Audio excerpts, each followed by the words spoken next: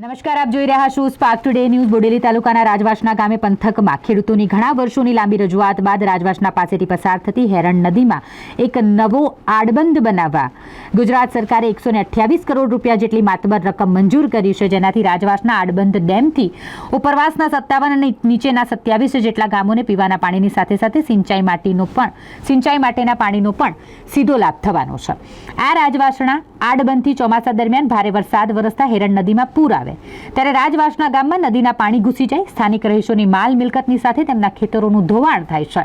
રાજવાસના આડબંધ ડેમનું કામ હાલમાં કોન્ટ્રાક્ટર દ્વારા શરૂ કરવામાં આવ્યું છે, ત્યારે ગામના ગ્રામજનોને ચોમાસા દરમિયાન હેરણ નદીમાં ભારે વરસાદથી આવતા પૂરથી લોકોના ઘરમાં પાણી ઘૂસી જવાનો ડર સતાવી રહ્યો છે।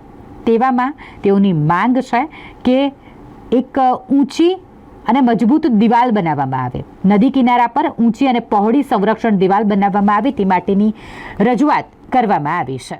રાજવાસના ગામ અમારા ગામની બાજુમાં હેરણ નદી પસાર થાય છે।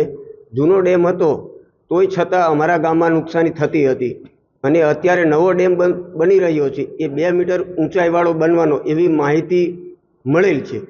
બીજા નંબરમાં કે 2 મીટર ઊંચો ડેમ થવાથી ગામને પૂરગ્રસ્ત થવાની પૂરેપૂરી 100% શક્યતા છે।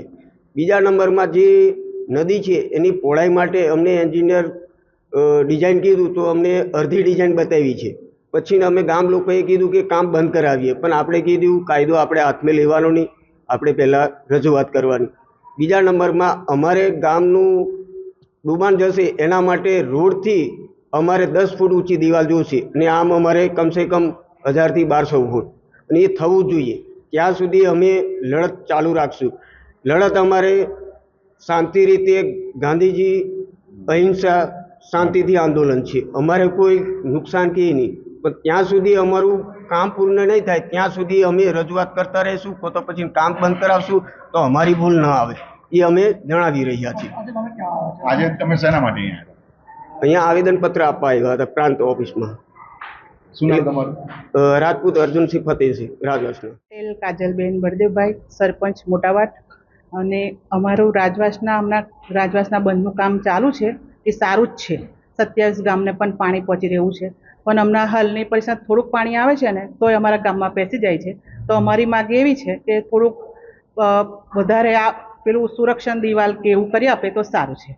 અને અમારા ગામમાં થોડુંક પાણી આવે તો અમારે કેવું આ ખેતીલાયક માણસો બધા જ છે હમણાં, તો એ લોકોને નુકસાન ના થાય એવું અમારે જોઈએ છે, એવું અમે કલેક્ટર મેડમને આવેદનપત્ર આપવા